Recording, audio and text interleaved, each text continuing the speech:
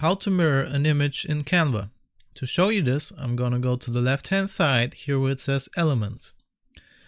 You can also choose one of your own photos by clicking on Uploads.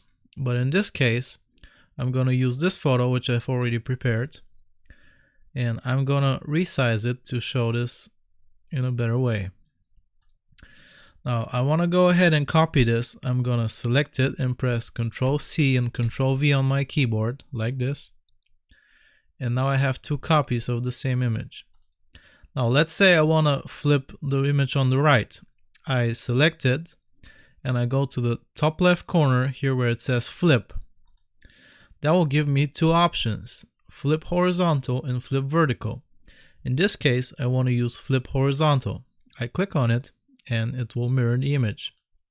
That creates a mirror-like effect between the two images. Now we can also do the opposite and stack the images on top of each other. And I'm gonna go ahead and choose my bottom picture and I will choose flip vertical. That will create this reflection-like effect. And that's how you mirror an image in Canva. I hope this was useful. Remember to like and sub, and I'll see you next time.